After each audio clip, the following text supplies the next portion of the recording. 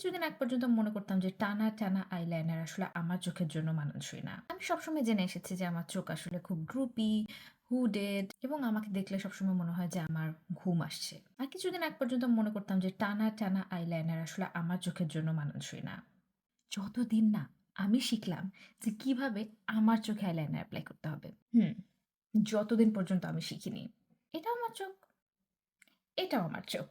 শুধুমাত্র আইলাইনার ব্যবহার করেছি। কিন্তু সেটাতেই পার্থক্যটা দেখুন, কিভাবে আমার এই ট্রুপি এবং আমার এই ছোট চোখ কতটা টানা, টানা দেখাচ্ছে।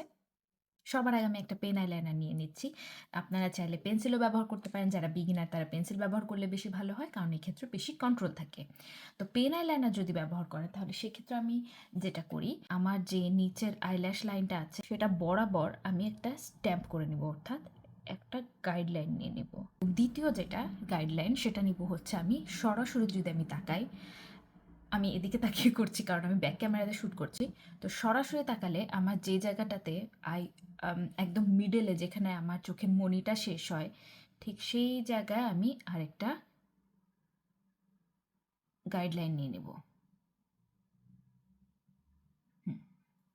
অর্থাৎ আমার আইলাইনারটা আমি শুরুই করব এখান থেকে। তাহলে আগে কথা না বলে এই যে সেখান থেকে শুরু করেছি আর আগের যে গাইডলাইনটা ছিল সেটাকে আমি একটু কানেক্ট করে দিই। উইংটাকে আরেকটু লম্বা করছি। যদি কোনো কারণে মনে হয় যে দিক থেকে একটু বের হয়ে গেছে বা আইলাইনারটা শার্প হয়নি, তাহলে এরকম একটা ব্রাশ নিয়ে, অ্যাঙ্গেল ব্রাশ অথবা যে কোনো একটা কটন বাড নিয়ে জাস্ট এই জায়গাটা একটু মুছে নিলেই হবে। এটা করলেও এটাও আসলে খুব চমৎকার একটা শেপ দেয়। এখন করব যে চোখটাকে আরেকটু কিভাবে টানা টানা দেখানো যায়।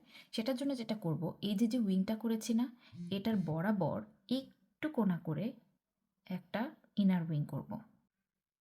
আমাদের চোখের যে সাদা অংশটা এখানে শেষ হলেও যখন আমরা আসলে ইনার কর্নারটা এত শার্প করে টানছি, তখন পুরো অ্যাটেনশনটা যায় হচ্ছে এই আউটার কর্নার, ইনার কর্নারে। এই কারণে আমাদের যে ন্যাচারাল শেপটা, যেটা ড্রুপি শেপটা, সেটা অনেকটা ঢাকা পড়ে যায়। এখন ফাইনাল টাচ হিসেবে আমি যেটা করব সেটা হচ্ছে যে বাকি যে অংশটুকু আছে এটুকুতে যদি আমি একেবারেই কিছু না দিই তাহলে একটু খালি খালি লাগবে। এখন এটার ক্ষেত্রে আমি যেটা করি, এই যে আইলাইনারটা নিয়ে আমি জাস্ট স্ট্যাম্প করব, অর্থাৎ বসাবো। বসাবো আর ছোট্ট ছোট্ট করে টান দিব। তো এভাবে আমি আমার চোখের শেপের জন্য মানানসই উইং আইলাইনার আঁকি। আর আজকের ভিডিও কেমন লাগলো অবশ্যই আমাকে কমেন্ট সেকশনে জানাবেন।